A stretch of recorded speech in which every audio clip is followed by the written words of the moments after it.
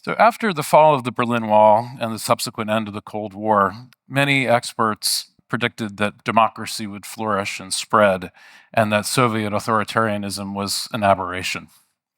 Well, we've had 35 years now to run this natural experiment and to ask whether or not that was actually true. And we're now in a position where we can ask the question, is democracy spreading? And unfortunately, the answer to this question is not really. Over the last several decades, democracy has faced many, many headwinds. And in fact, today, there are fewer democracies, and the quality of the democracies that exist is lower. And 39% of the Earth's population lives under authoritarian rule. And many countries, including the United States and several countries in Europe, are now rated as flawed democracies. So I've been spending the last 10 years of my life trying to figure out the answer to why this is happening. Why didn't democracy spread, and what can we do to help it to spread? So it turns out, if you look under the surface, there are a lot of anti-democratic movements that are very old, some of which go back a century or more. And there's a lot of individual people that have been behind these movements. In Russia, there's a guy named Ivan Ilyin, who was at the turn of the century and described a kind of a monarchist approach to government.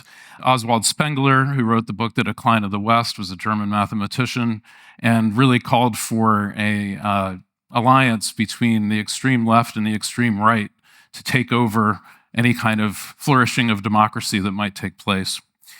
These movements, these two men specifically, had adherents later in the 20th century, so people like Francis Parker Yockey, who wrote a book called Imperium about this, Julius Evola, an Italian theorist, and then they had acolytes like Willis Carto in the United States, and then subsequently other folks like Alexander Dugin, who was a prominent Russian geopolitical theorist, and Steve Bannon, an American political theorist, who have been both really networking together these very illiberal movements around the globe.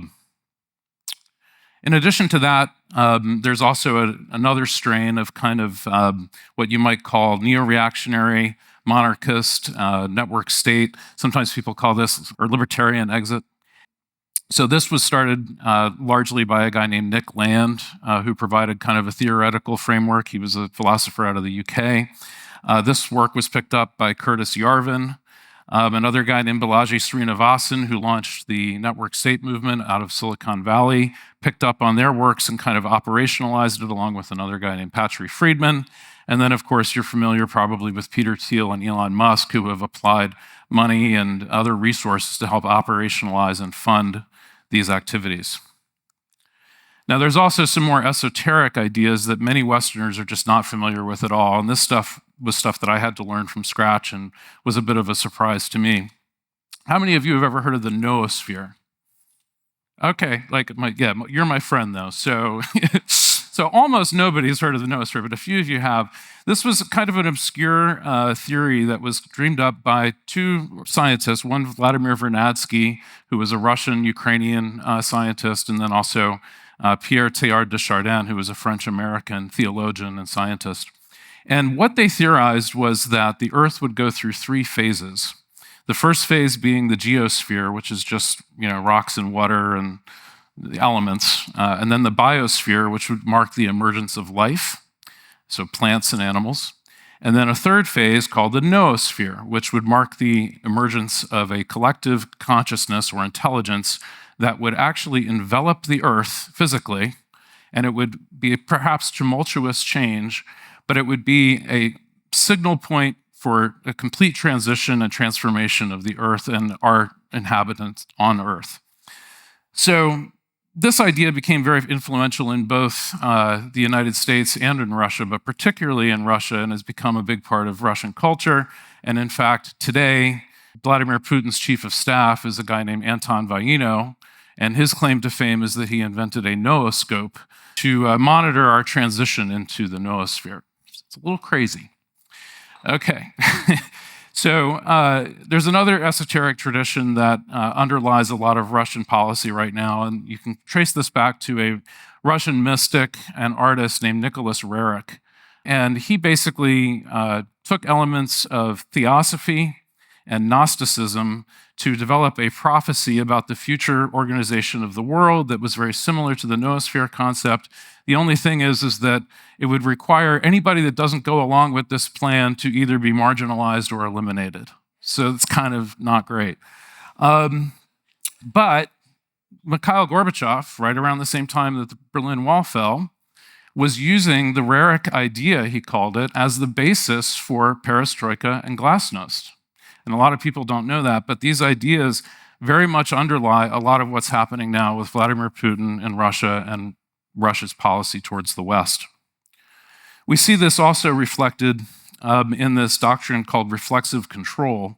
This is a sample of a paper from 1986 talking about the Russian idea of reflexive control. And don't worry about trying to make too much sense of the specifics there, but the main idea here is that it's Hegelian dialectics, Marxian dialectics, and the idea of Hegelian synthesis that we actually heard somebody talk about earlier today, taking a thesis and an antithesis to try to drive towards some evolution point, some synthesis that would move things forward.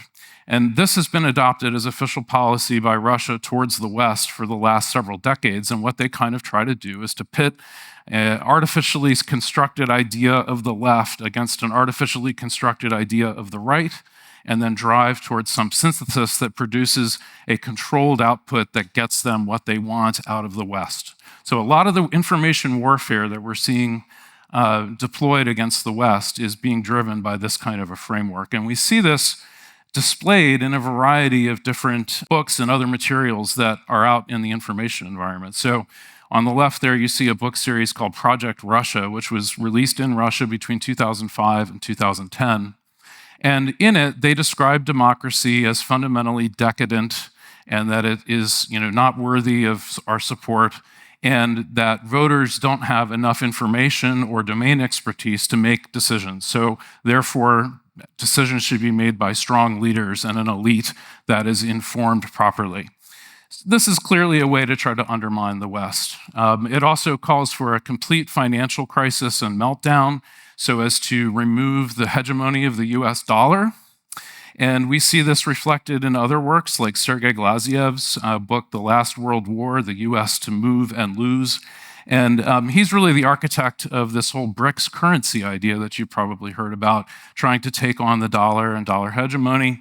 And then these folks have in turn also found allies in Washington with people like Kevin Roberts, who was one of the principal authors of Project 2025, the big US policy package that is being followed by the Republicans.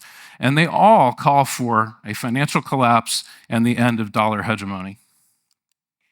Here in Germany, you see this in the strange alliance between the far left and the far right, Alice Weidel with AfD and Sarah Wagenknecht with Bündnis, formerly Die Linke.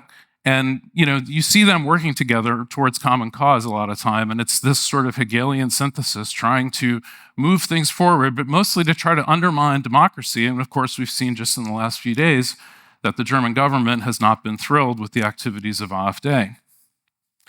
So the question that remains when you look at all of these anti-democratic movements is how can we actually nucleate or otherwise cause to exist a future where democracy actually prevails over these illiberal anti-democratic movements? And it turns out that we're not the first ones to ask this question. Others have been looking at this for some time, but in particular, I want to call out Clarence Streit, who was a reporter for the New York Times, who was assigned to cover the League of Nations in Geneva in 1929. And what he observed in studying the League of Nations was that it was doomed to failure. And the reason that he felt like the League of Nations was doomed to failure was because the unit of membership of the League of Nations was the nation rather than the individuals in those nations. So people don't have any stake in the activities of the League of Nations, and it did in fact fail. What Streit called for instead was the creation of a federal union of democracies that would pull together the world's largest democracies and give people a stake directly in that larger union. Let's take a listen to what Clarence Streit had to say about this. What we are trying to do is to unite the people of the North Atlantic democracies who are now in a coalition. We're trying to unite them on the same principles that we followed in our early history when we united the 13 states in our present federal government. And the reason why Streit recognized that this was the time to do this in 1939 was because the machinery of governance and communication and trade was at that point global. And of course, if it was global in 1939, we're way past that point now. Obviously, it's very global now.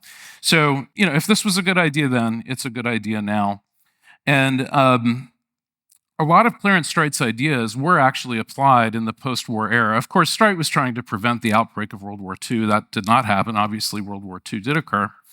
But the ideas that he was championing ended up in places like NATO. But that's primarily a defensive alliance. It's not a political union. Likewise, the European Union pulled together a similar kind of set of ideas for the European continent, but is not a global union and is not designed to pull together democracies. The United Nations, unfortunately, repeated many of the same mistakes that were present in the League of Nations, once again making the unit of membership be the nation instead of individuals. And there's also no incentive for a country to actually want to become a democracy, because you don't have to be a democracy to join the UN. And in fact, we see now that the UN is being very much controlled and influenced by many anti-democratic kinds of countries. So the challenge that we're left with now is that we have all of these global challenges like climate that need real attention and real coordination amongst many countries, and we have no way to effectively do that. We're relying on these individual countries following the Westphalian nation-state model from the 1850s to try to execute on this, and we just simply don't have a way to do it. We don't have a way to deal with collective action problems like this. So we have to fix this. And Streit's model, which, there might be other ways that we could go about approaching this as well, offers one pathway forward. And I have to say, this is personal for me. I've been spending the last decade of my life with great sacrifice and upending of all kinds of other priorities to look into this and to try to come up with a pathway forward and to report on it. And quite frankly, people don't understand the degree to which these anti-democratic movements run deep through our history right now.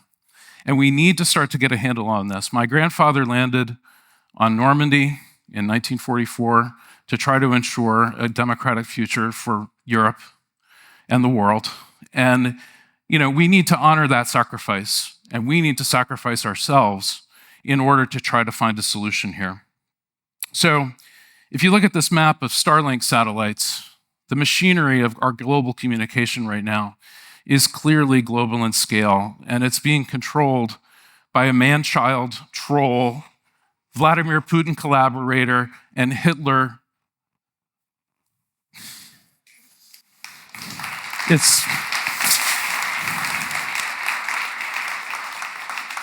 And so we have to ask ourselves, what are we going to do about that?